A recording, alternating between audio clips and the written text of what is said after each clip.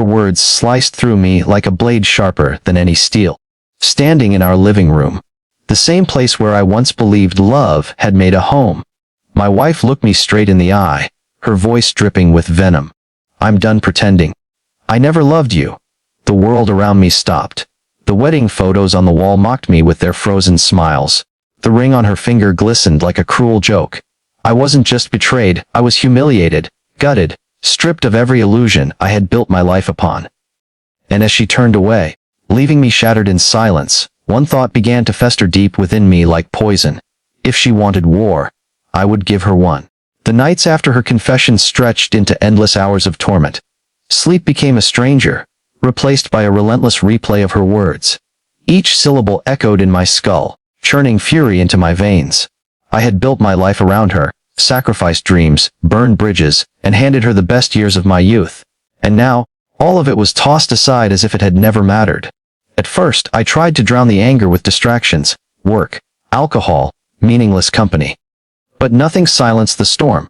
The more I thought of her indifference, the more it devoured me. I realized revenge was no longer a desire. It had become my lifeline.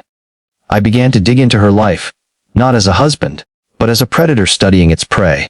Old messages, bank records, late-night calls. The truth emerged piece by piece, and it was uglier than I imagined. She hadn't simply fallen out of love. She had never been in love.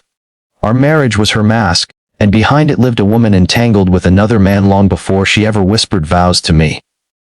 The discovery didn't break me further. It fueled me. I crafted my steps carefully. Every smile I wore in public, every word I spoke to her was a trap disguised in patience. I let her believe she had won, that her cruelty had destroyed me. But beneath the mask, I plotted. Months passed, and I became consumed. Friends drifted away, sensing the shadows in me. My family grew concerned, but I silenced them with hollow reassurances. They didn't understand. The rage had become my identity, and letting it go felt like death. Finally, the time arrived. I exposed her lies to the very people she held dearest. Her family, her circle of friends, her colleagues. Every secret rendezvous, every betrayal. Every hidden truth was unveiled in brutal detail. I watched her world crumble as whispers became accusations, as faces turned from her with disgust.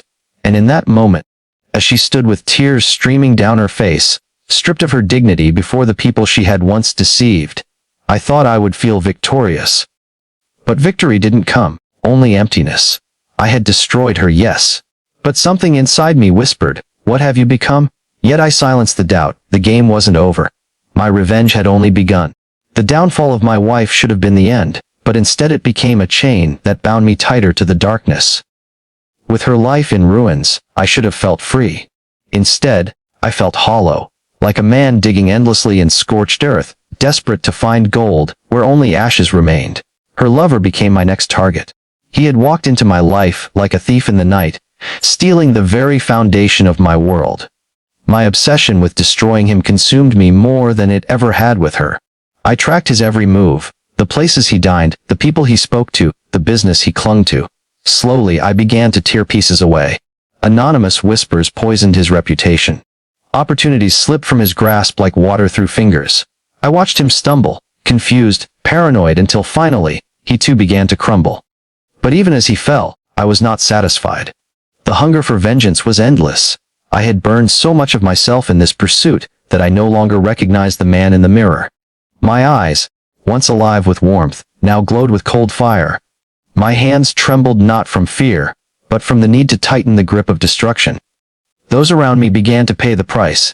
My work suffered, friendships turned to dust, and even my family began to recoil at the stranger I had become. They pleaded with me to stop, but their voices were drowned by the roaring inferno inside me. Then came the night of confrontation. I stood face to face with him, the man who had been at the heart of my torment. His eyes no longer carried arrogance, only fear and fatigue. And in that fragile moment, when I expected to savor triumph, something unexpected pierced through the haze. It wasn't pity. It wasn't forgiveness. It was a horrifying clarity. I saw in him a reflection of myself. A man consumed, destroyed, reduced to nothing by choices and obsessions. I realized then that I hadn't just ruined my enemies. I had ruined myself. The revenge that had once felt like justice had become my cage, and no amount of suffering inflicted on them could set me free. The confrontation ended not with blood, nor with fire, but with silence. I walked away. Not because I spared him, but because I finally understood the futility of the war I had waged. In the quiet aftermath, I stood amidst the wreckage of my own life. I had won nothing. All I had was the ruin of two souls, and my own reflection, twisted and scarred by hatred. Moral of the story: revenge burns brightest in the heart of the betrayed. But in the end, it leaves only ashes for everyone, including the one who lit the fire.